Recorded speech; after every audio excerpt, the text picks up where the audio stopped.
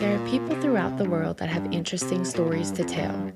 Stories of heroism, acts of kindness, near-death experiences, successes, and failures. You usually hear of these stories from people that live in another state or country. But what about the stories from within your own community? Everyone has a story to tell. And by everyone, we mean your neighbor, your coworker, the person behind you at church, people you interact with on a daily basis, or maybe even you. Welcome to the DTB Podcast, presented by the Bless Your Heart Nonprofit Corporation. I'm Brendan Mathern, and I'll be your host as we speak to some of the most interesting people on Bayou Lafourche. In our first season, we spoke with Rattlesnake Dre, a.k.a. Andre Brunet, a local man with his own YouTube channel we liken to the Cajun Indiana Jones, who searches the areas we pass by every day in search of history and treasure of the bayou. In that same vein, in this episode, we interview another Bayou YouTuber who is also a student of history, setting out to educate the world on the Bayou State and its darker side. Louisiana Dread is the brainchild of Kyle Crosby, a local man from Larose. The subjects of his videos range from coastal erosion to coastal horror stories, revealing critical issues facing the state and offering some culture and history, even when it's on the darker side. We're excited to welcome Kyle Crosby to the show. Kyle, thanks for joining us, man. Oh, my pleasure. So like we do with every episode, we want to start to hear about you. Who's your mom and dad? Tell us about where you grew up, where you went to school, and where you are now. Me, I'm Kyle Crosby. No, my mom and dad, they both from Grand Isle. My grandma lived in Larose, but my grandpa, her parents, my great-grandparents, they're all on the island or in the Point. And I grew up in Larose and Grand Isle, kind of hybrid, went back and forth between my mom and my grandparents' place. So in a way, I kind of got, the best of both worlds between the bayou and the island. I had my island friends and then my bayou friends growing up, and then the summer times you'd always be on the island, school times you're back on the bayou. In fact, recently I did a genealogy to see like how far back we can look, and learning so much about my ancestry and just going in depth with each person. It's crazy, man. There's so much, and everybody on the bayou can associate with that too, because they all live the same kind of lifestyle. They didn't have the boats. They didn't have the bridges to cross the bayou. They were all poor. Settling down, and we all have the similar stories. And along those lines, you look in the phone book here, and there's like 20 pronunciations of Schick-Snyder, but they're probably all related somewhere down the line. Oh, yeah. It goes back to one person from Germany that comes here with Schick-Snyder. Now there's like 20 different spellings, like you said, with the ER and RE or CHs and stuff in there. So it's crazy. It gets lost in translation. Like my mom's maiden name is Vegas from Grand Isle. So about 3 or 4 generations prior, they were the Vegas. They come from just VEGA, from the Canary Islands off the coast of West Africa, right? So they're here, and in like the 1880, 1890 census, at some point, someone was like, hey, who are those people? And the person answered and said, oh, those are the Vegas. So they added an S at the end, so Vega goes to Vegas, and you see that all the time. Even like Bruce. Bruce is a common last name down here, but they used to have another E at the end. It's Bruce, is Italian, but then you lose that E, and then everybody's speaking French down here, so it's just kind of like, oh, it's French. So it's so cool to really go into that kind of stuff. So our listeners are already getting a taste of what it's like listening to you on your YouTube channel.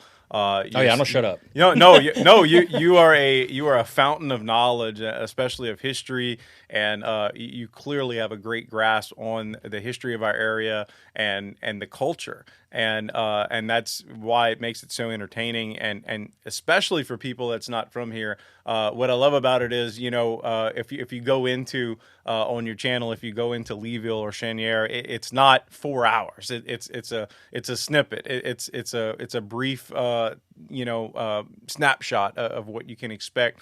But man, there's so many offshoots that you can go to from there.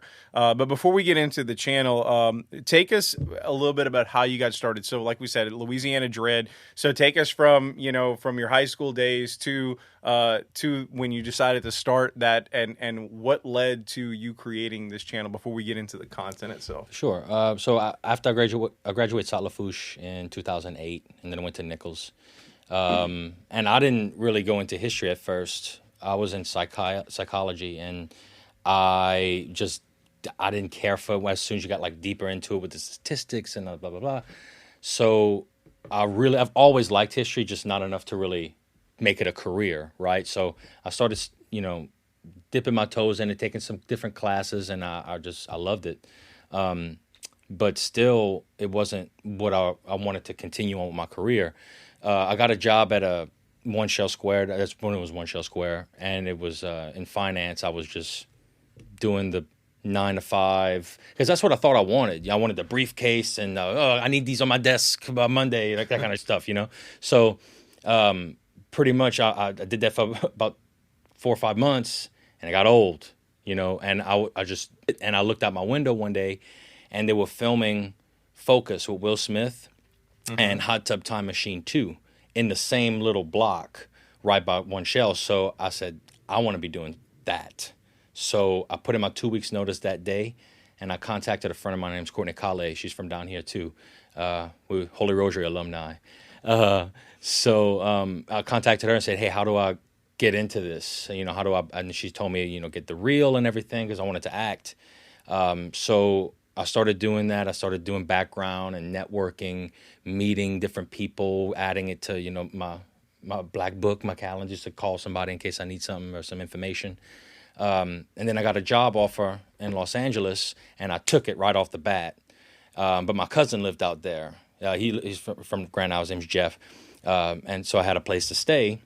Went out there for 2 weeks. If I liked it, loved it. The freedom was great. Everything was new and different. They had sushi. It was not different.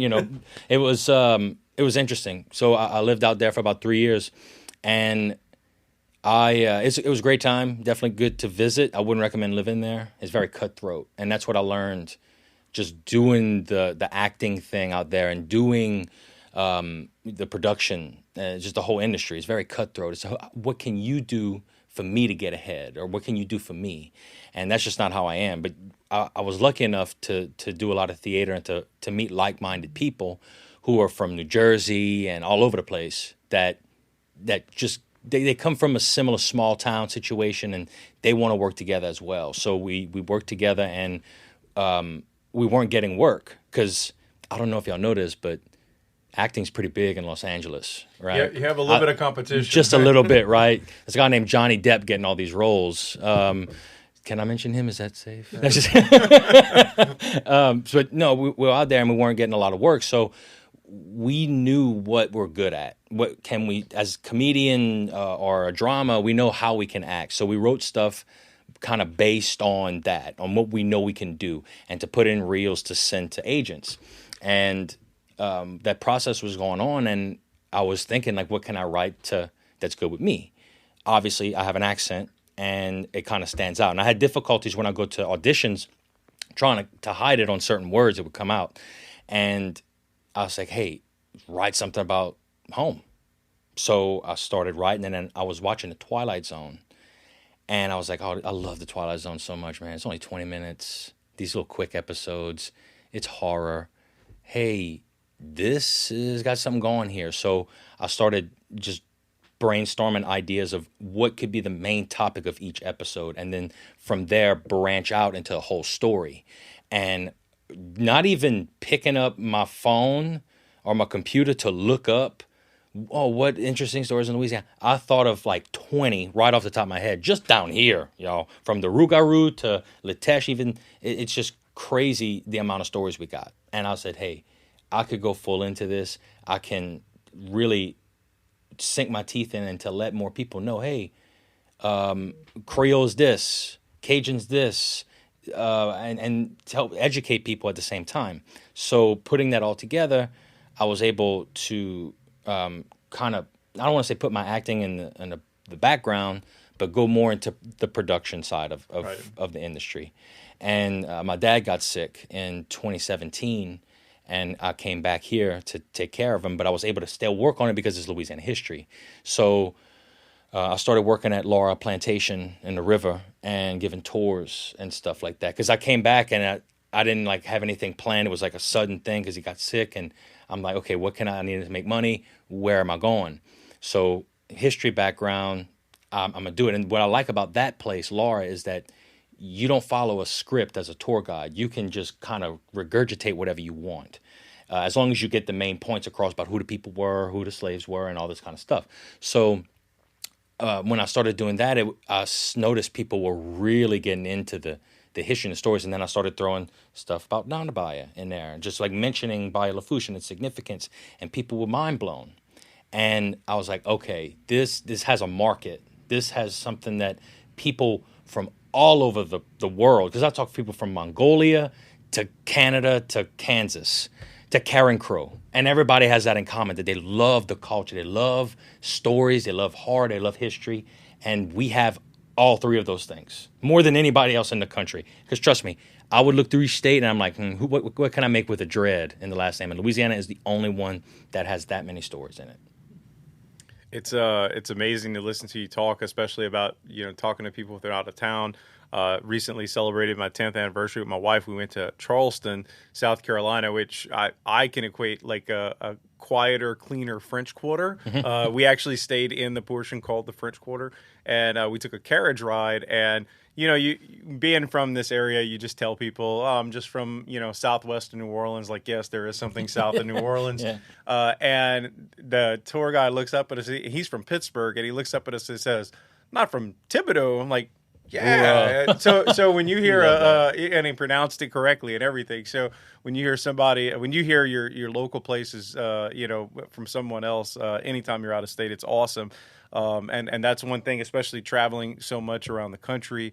You want to educate people. You want people to know how awesome we are here in Louisiana, but specifically South Louisiana, even more specifically in Lafourche Parish. So, let's talk about your YouTube channel itself, and obviously you have social media. You're on several different sites, so we can talk about all that as well.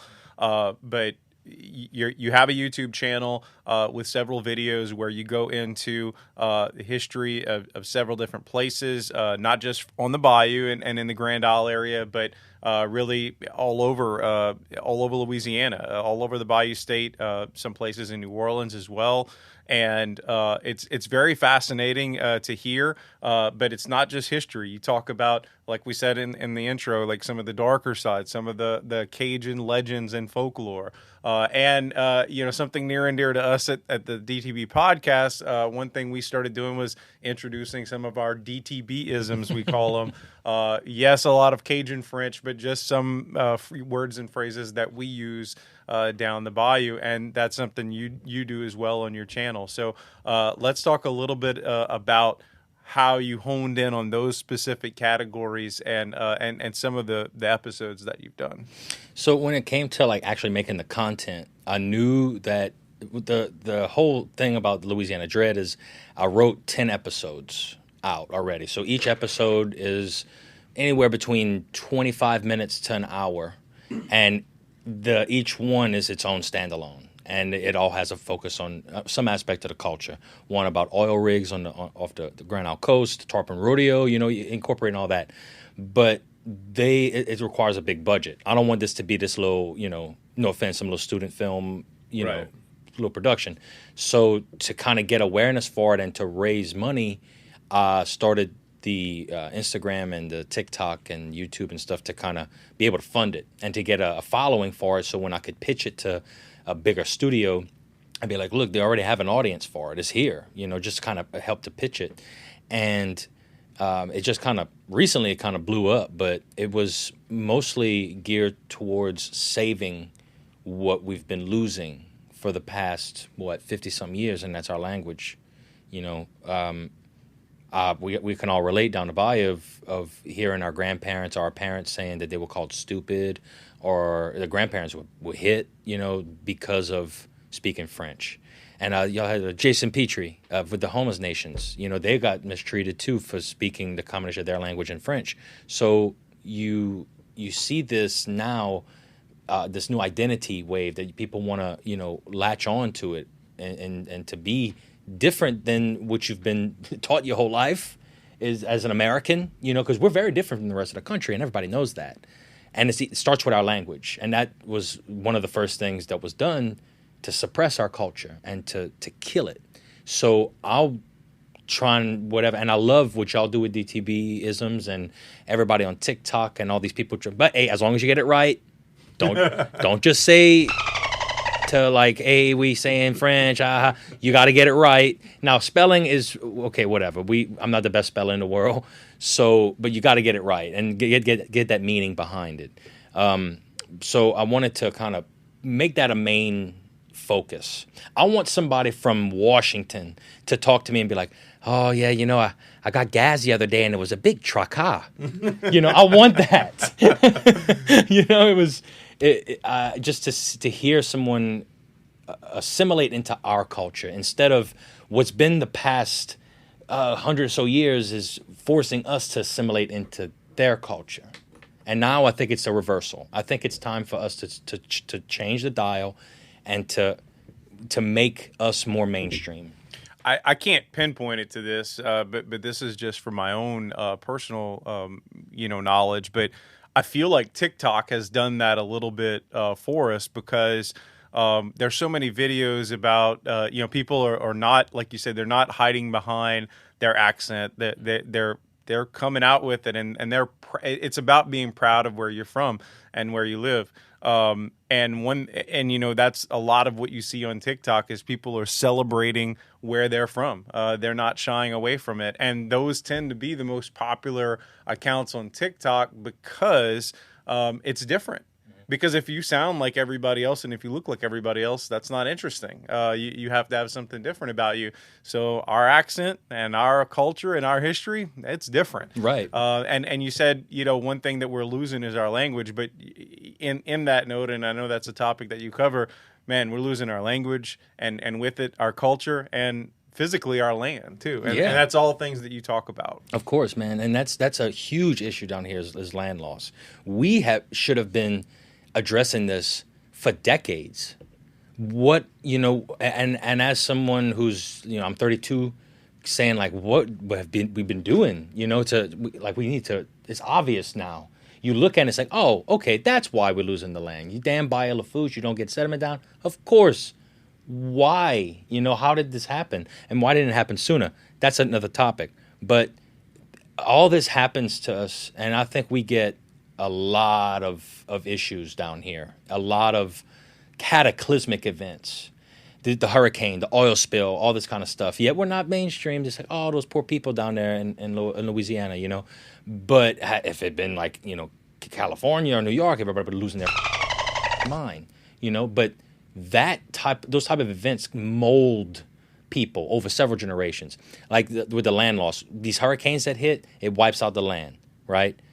But at the same time, that forces a lot of people to move, and you'd see that on Grand Isle and Cheniere. Cheniere was huge; it was massive for the time. But then these hurricanes hit, and you see people going to Leeville and then go to Meta and just come in. It's like migration. Right. But if we alter the land trajectory, we could reverse that and have more people down here. But even like to your point, the culture and just kind of molding with these events. After the Hurricane 1893 in Cheniere, there was a house that people, after the storm, they went up to look for survivors, and there was one, not infant, but she was a toddler, a girl. It was my great-great-great-grandmother. They called her Mama Floride. Her name was Florida. But she eventually moved up to Golden Meadow, and they were living in the plant, and they had an outhouse in the back. And my mom would tell me that they would have to go, and it was scary at night, to go run to the outhouse, pee, and then come back, because you'd have to run in the dark. But one night, or it was during the day maybe, my aunt got a bee sting on her hip. She was screaming out the outhouse. She ran down the way, and Mama Floride she used to chew tobacco, and she took a big spit, and then she dipped it out her mouth, slapped it on the bee sting, took the pain away. Listening to you and you, again, I love hearing you tell these stories. You've mentioned the plant a couple of times, and that's not been a subject that we talked about. And we have listeners literally from all over the world. We know from our analytics. So for someone that has never stepped foot in Bayou Lafourche, explain the plant. So the plant is the Pointe de Saucisse, Sausage Point. That's if you're going on 308, it's all as far as you could go down on 308 until you go into the water, you hit the marsh. It was just especially back in the day, it was also called Yankee Canal in the back. But it was just a place that was very poor, but it was really, a lot of people lived there. There was a lot of Cherami's. That's my mom, there was Mama Florid Cherami was her name. And we still got property out there because, in fact, and if anybody here is in the law game, there's a class that teaches a court case from the plant, stemming from Mama Florid's husband. His name was Olezem, and his dad owned a lot of the property, a big plot of land in the plant. And when he dies, he had 3 sons, and one of the sons was named the executor of his will. But when he divided the property 3 ways, he gave himself more and the 2 brothers less. So they took him to court. And it was a long process back then to have these legal issues. And all 3 brothers died during the legal process. So then it goes to the children.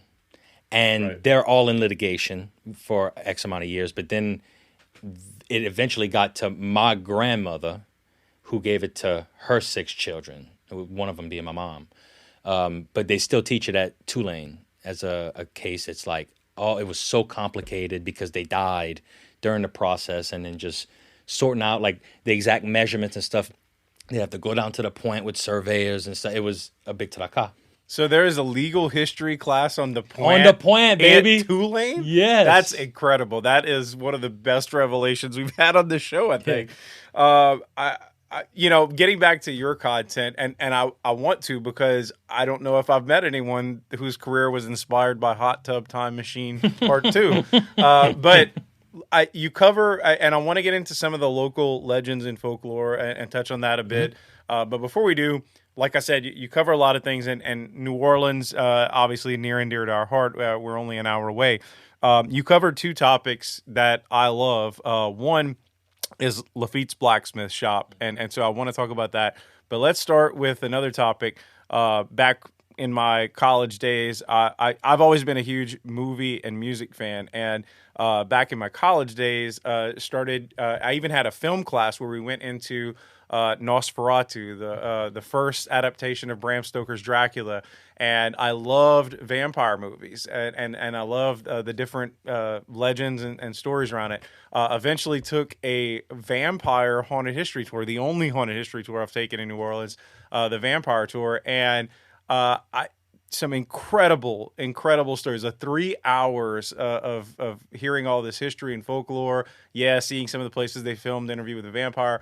But there was 2 stories that stuck out. One we talked about before the podcast started, Ursuline Convent, which I don't need to go anywhere near there anytime soon. But the other was the Carter brothers, and we spent probably an hour talking about the Carter brothers, or it seemed like an hour, but maybe more like a half hour, 45 minutes, talking about the Carter brothers on the tour. And you've done a show on them as well. So so tell us about the Carter brothers and their vampire, their connection to vampire history in New Orleans. Them boys crazy. That's the best summary. But to go back to what you said, like, we are a short distance from New Orleans, an hour away. I was coming over the overpass right here in La Rose. I looked to my left. What do I see? That beautiful white dome in the horizon. You see the Superdome from the top up here. We close, y'all. Back in the day, we were closer. Now we further. But weird, right? Now the times we're going by, we just lengthen ourselves from New Orleans, by car. But the Carter brothers, that was a story that I'd never heard before. And I took a couple tours, and that's another reason why I wanted to start Louisiana Dread. I heard them saying some completely asinine things about our culture, and it kind of lit a fire under me and said, no, this can't go on. So there are some good ones though. So I'm not trashing the whole thing, but the Carter brothers, it was just these 2 guys, and by all the records that I read, and I go to Williams Research Center in the French Quarter, they had everybody just assumed they were just normal people. They were wealthy, obviously, so they were just kind of throwing parties, blah, blah, blah, and they would just kind of take people and lock them up in their apartment and just feed off of them, but not in the sense that you hear of vampires, I'm gonna suck your blood, blah, blah, but they were draining their blood. They were drugging them, draining their blood so they would stay alive for at least 7 days and just drink it, and that's how they would feed. Now, that's a story from the 1800s. What I find a little bit more fascinating is that there's people, legit people, alive today in New Orleans that identify as vampires. Who, and I forget the name of you could probably look it up. It's a medical condition to where people think that they need blood, human, animal, whatever, to sustain themselves, to feed. They only go out at night. They have night shift jobs, all this kind of stuff. And I had to stop and I read that again. Because when you think about it, it's like, oh, okay, this is fun. This is part of the plot line, right? Whether you believe it or not, it's whatever. It's part of the history. But these people, it's just a huge following for vampires in New Orleans. And yeah, Carter Brothers is great. Definitely go watch it on TikTok or YouTube, whatever, if you haven't. But we got coming up, and I'm gonna share this story here. There's a vampire story that I came across, and it was a man named Auguste de la Grange, and it was in the Atchafalaya Basin area that people started dying. And people were becoming missing all the time. It's a swamp, right? But they were skilled outdoorsmen. There were people in the swamp, so that kind of raised some eyebrows. But then the dead bodies would show up in the homes, sitting in their chair, hanging out, and they would just drain the blood. And people were freaking out. This was also around Bram Stoker's Dracula, like you mentioned, came out. So people were like, oh, it's a vampire. But they enlisted the help of two people, we'll say, to kind of go after do some investigation, because the police couldn't find anything. So they enlisted the help of a priest, I forget his name, and a traiteur. And together they went and did some investigation, and it led them to Cloucheville. And they hopped on a train. They were just doing all kind of reconnaissance and stuff. And they found out that it was this guy in the woods named Auguste de la Grange that would go into the towns and abduct these people or suck their blood. And they went find him in the woods. And it's this crazy, like, Lord of the Rings style adventure, killing people left and right. It's wild. Or the traiteur's in a wheelchair, so he has to stay. He can't go deep into the woods. So the priest goes and he sees this hut in the swamp, and he opens it and he sees Auguste de la Grange on the bed in a weakened state, sleeping. So he just takes out the spike and he jams it in the heart and it kills him. Oh. Yeah, it's pretty gnarly. I'll go into more detail later, but it's like the lack of vampire stories from here is all kind of seen in New Orleans. Right. But they got some stories down here, y'all. They got some creatures on the bayou. Let me tell you. So let's talk about the creature that everyone from the bayou has a story or heard a story passed down. Of course, that's the La Rose Bridge. Yeah, exactly. The rougarou, when I was a kid, I remember, and it's still on display at the Audubon Zoo. They have the in the swamp area of the zoo. They have something. they have something there that I know scared the bejesus out of me when I was a kid, and frankly, I don't really want to look at it as an adult. But it kind of goes back to, and you gave a great history lesson on it from on YouTube on your video. But it's one of those stories everybody remembers from their childhood, and it's one of those stories you kind of pass on It's one that has survived. Mm-hmm. And that's what you said it earlier. I start off with a disclaimer, because everybody's mama and papa tells a different story, right? So you can't freak out at all these different, and even with the language videos, it was just, you use it different. We use grain to mean a storm. They don't say that anywhere else around that I've been to. Caisse to mean the back of your truck. That's a down the bayou Grand Isle thing. Absolutely. Nowhere else. Maybe in like Abbeville, they'll say they do whatever. That's strictly down the bayou. And he's like, oh, that's not a word. Or like the rougarou. My mama said that he wore blue jeans and all this kind of stuff. That doesn't matter. It's the story. You can look it up. I mean, that's why I love the rougarou. He's so iconic. And what I think was kind of cool too is you have all these stories that originated in Canada. This one is kind of an offset from France, the lycanthrope and the werewolf and stuff. And when it came to Nova Scotia and to the Cajuns, it kind of morphed into what we know today as the rougarou, comes down to Louisiana. Even the crawfish. Now, Native Americans in the area, like the Homas, the Caddo, they were all harvesting crawfish for God knows how long. But when the Cajuns came here, they were taught how to catch it and stuff like this so they would sustain themselves. And I guess a generation or two went by, and this fantastical story of how we got crawfish developed into the Cajuns being close to Maine. They would sustain themselves on lobsters. They catch a lot of lobster. And when they were displaced, the Grand Arrangement, the genocide, brought them here. And they missed the lobsters so much, and the lobsters missed the Cajuns so much that the lobster crossed over the Appalachian Mountains and came to Louisiana. But the trek was hard. I'd imagine it being something like Frodo and Sam. That's the second Lord of the Rings reference so far. But it was so hard on these poor crawfish that they would shrink in size, and now that's why they're small. And then eventually the term crawfish came in, and that's why we got crawfish. But that is a great story.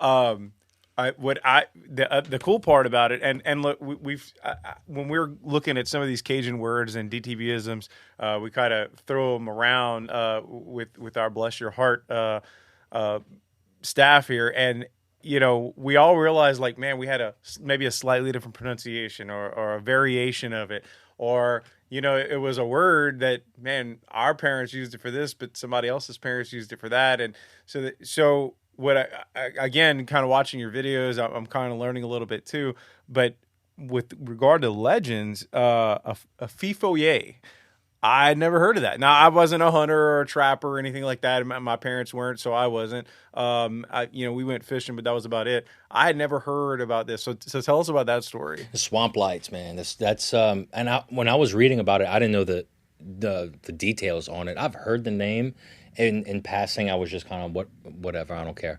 But then going into it and realizing that it's technically like a legendary creature of Louisiana, it sparked some interest. But basically, it was a guy, and Will Smith.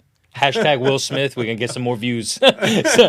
Will Smith, he was a blacksmith in the... you can't make this up. Right, you can't. It's fantastic. But he was in like New Iberia area, and he dies, and he goes up to St. Peter, and he begs to go back, and St. Peter's like, look, I'll let you go back, and I'll give you a second chance at life. And he comes back to earth, but he's like, all right, I got this.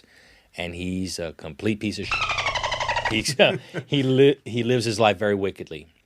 But he dies again after a time, and he goes to hell.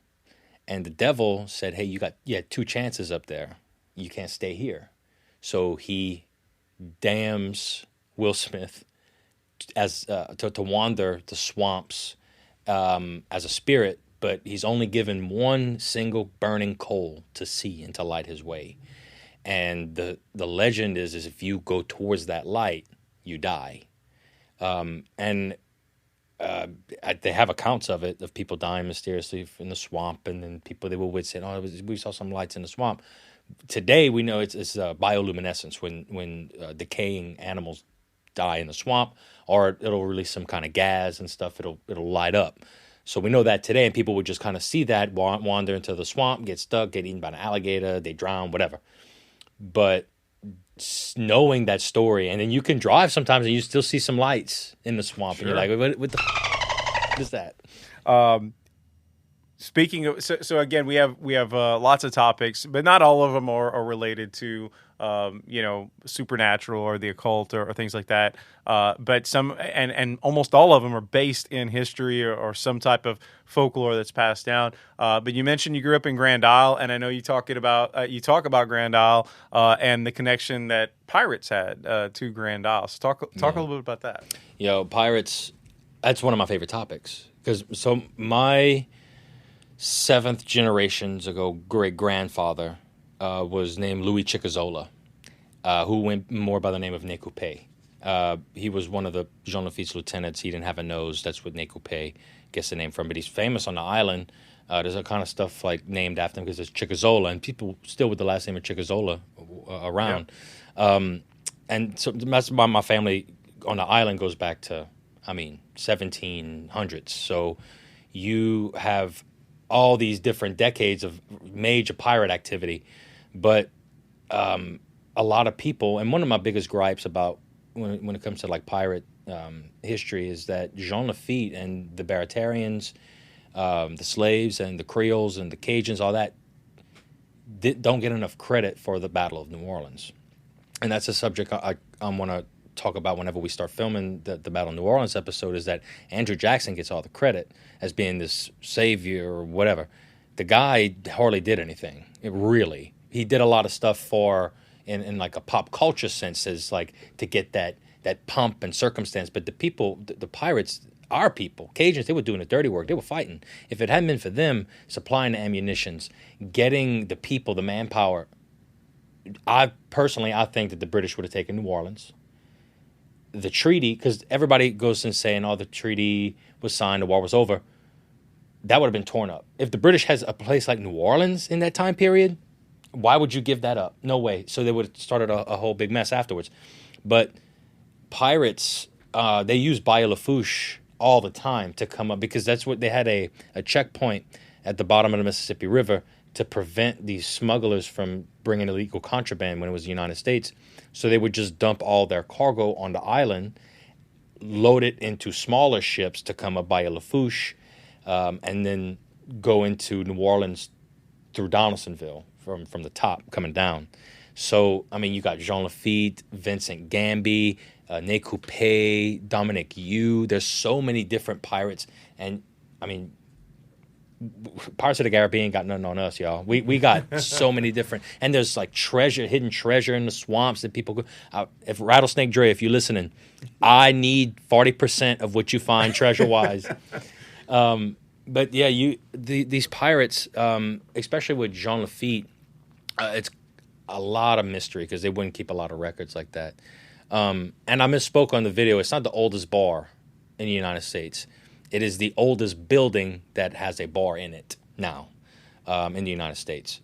The one in Rhode Island is older technically, but the building itself, if you ever been, phenomenal. It's candlelit. And that's why I love New Orleans so much, because they hold that historical significance, and that the aesthetic of the history is still there. You could touch it. If I'm not mistaken, there is an extension cord that is coming in for their mixers and a couple of neon lights inside, and that is it. Yeah. Everything else is candlelit. It's a really neat place. And to your point, it's the subject of many of the haunted history tours. I believe we've been past there during the vampire tour as well, and talked about it as well. It was the only place in New Orleans that's actually just a French Quarter that's possessed by a demon as opposed to a ghost, and you see it in the fireplace, because that's where Jean Lafitte had his some of his privateers who got caught stealing from him. They shoved their head in the furnace until they would die, and he made the other ones watch and wait for their turn. So that whole fireplace gets a lot of activity when people take pictures of it, all kind of stuff. And now they serve mixed drinks there. Yeah. So, hey, you're going to be stumbling, yeah. That's New Orleans for you. Yes, indeed. So let's start to wrap up a little bit, Kyle. Yeah. Looking forward, and you've kind of touched on this a little bit here and there, where are you going from here? What can we expect from you in the future, and talk about your ultimate goal here? I have a lot going on in the future. In fact, right before Ida, I was in the process of moving my operations to the island, to my house down there. and then Ida hit. So it's gonna take a while, but that's where my plan is, to have home base on Grand Isle.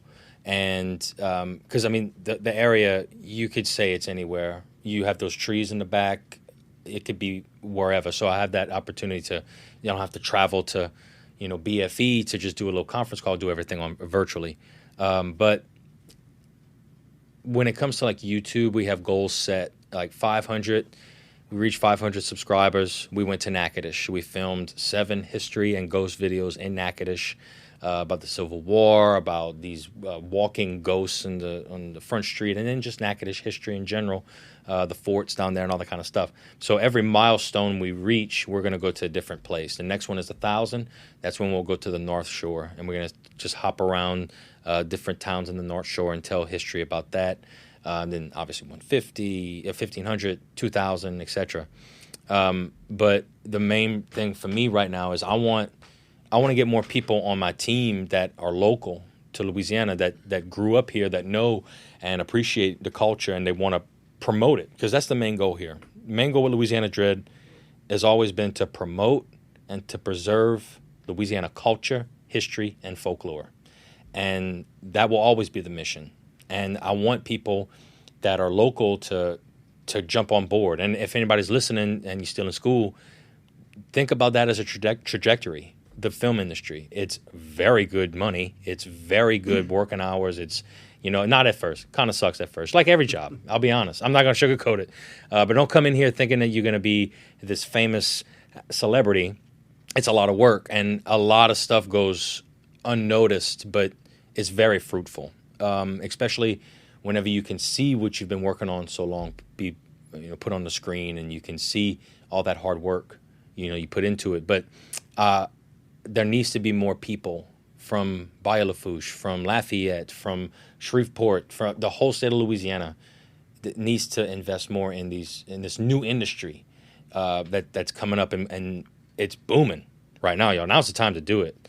And I love everybody that kind of promotes that. But we filming constantly. Every weekend we go live as often as we can on TikTok. That's still new to me. I sound like a boomer, to all of us. Right? But yeah, it's a process. But I learn every day, not only with social media and all that kind of stuff, but the history, man. The research is my favorite part. Sitting down and being like, okay, who is this person? What did they do? This is insane. And then you just kind of, okay, we got to write this. We got to tell people about this. Like abandoned nuclear bunker in New Orleans. Not many people know where it's at. It's right. It's at West End. It's a big hill. It looks like a hill. All the little kids can go play on it. There's a door. The door is this abandoned bunker for the city officials. We're going to tell that kind of stuff. So we're always growing. And we want people to come along for this ride, y'all. So go tell your mama, tell your pa to go follow us on YouTube, subscribe to us on YouTube, TikTok, Instagram, Facebook, the whole shebang. Louisiana Dread, go check it out. Earlier, you were talking about Andrew Jackson and some of how what we've learned over the years and his involvement.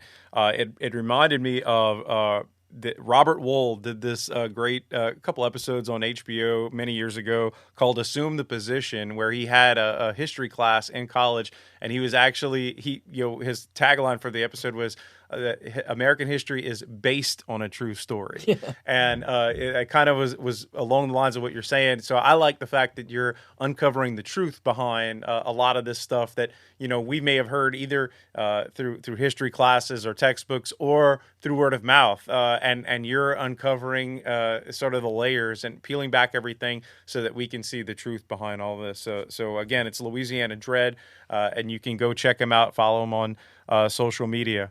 All right, Kyle, we do this with all of our guests. We want to get a sense of what you're like from these handful of down the bayou questions. Right. So these are rapid fire, but you can expand if you feel you need to. So if you're ready, we'll get started. What's your go-to order at a down the bayou restaurant? Easy answer. 2 hot dogs with chili and cheese from Double D. Man, nice. Hey, guess what I'm getting after this? Guess what I'm getting? The sliced cheese or the the sliced cheese. The nacho cheese melts. Okay. And it's gooey. It's gross. Well, the owner's granddaughter, that's her go-to as well. So I actually used to, the owner's granddaughter and I used to ride the bus at Holy Rosary. Shout out, Aaron. And every time we pass Double D, my mouth would just water. It's like that Pavlov, the dog. I just passed by and my mouth would start watering. All right, so you have dropped a few here, and you talk about a few on your channel. But what is your favorite Cajun word or phrase and its meaning? I use traca a lot, like in my daily life, because there's always some kind of traca going on. I'd say, yeah, I use that constantly. And that's a word that when people are like, how do you speak Cajun? Or you're like, if I don't jump off this bridge here, I'll tell you this word traca. I use that a lot. I'd say traca is my favorite. All right. What is your favorite snowball flavor? Coconut with condensed milk. Well, I got to try this coconut, and specifically with condensed milk, because that is a recurring theme. Elaine's, bro. Man, and it's got to be Elaine's, from what I understand. Yeah. This is a common theme here, because I grew up right on the other side, in La Rosa, on the other side of Anticoastal, right there, so we could walk to Double D and you walk to Elaine's, and it's just that little proximity. I did have my first snowball with pet milk at Elaine's, and I know that I never want that again. But I had my first snowball with condensed milk much, much later on Grand Isle, in fact, and I was hooked. So I definitely into coconut with condensed milk and we know it's got to be at Elaine's. Oh, the snowball stand on the island needs to be on a historical, a register on historical places. It has to be, because that place has seen so many people, and the coconut flavor down there is amazing. My Aunt Jeannie used to work there, and she was a phenomenal person. Awesome. That's awesome. Okay, so speaking of next hurricane, staying or leaving? Oh, I'm staying. I mean, I'm not staying here. I'm gonna stay in the state, and you come back after. But if it's something like that again, bro, I'm out of here. That was insane. That was completely took me by surprise, and it's not my first rodeo, but it's like, if it's something, reasonable, a 1, maybe a 2, I'll stay. But if it's anything a 3 and above, I'm out. I feel like Ida, for anyone that did stay, and even for those that left, I think Ida kind of cemented that for them, the major hurricanes, especially one that we're in the path for. I mean, if it's a Katrina and it's passing in New Orleans, or in that case, Mississippi, maybe that's a toss-up. But to your point, I think anything that's coming here and it's a major hurricane, I think most people have that mindset to leave. I kind of put my foot in my mouth, too, because during Ida, I wasn't leaving, and I shared the Leonardo DiCaprio from Wolf of Wall Street. I'm leaving. I'm leaving. And now I'm like, leaving. All right, and lastly, which this is the hot topic right now, jambalaya or pastelaya? Whew. Damn. Right. I like jambalaya. I do, but it's got to be brown jambalaya. My dad's a red jambalaya, and he would be like, he'd want to cook it, and it's good, but it's not the brown that I like. And I've told that to many. Yeah, I grew up on the red jambalaya. I didn't have brown jambalaya for a long time, so I only knew jambalaya as red when I was when I was smaller and a child. But I definitely enjoy it. But I quit with the first time I tried pastelaya. I was like, "What is this greatness?" Good, yeah. So yeah, I definitely prefer the pastelaya. But Kyle, again, thanks so much for joining us. And one more time, tell people about your channel, the name of your channel, and what platforms they can follow you on. It's called Louisiana Dread, DREAD, and you could Google it. You can go on YouTube is the main one. Go subscribe there. We have a Patreon that you can go and donate as little as $1 a month, all the way up to $10 a month for additional content that we don't share to the public.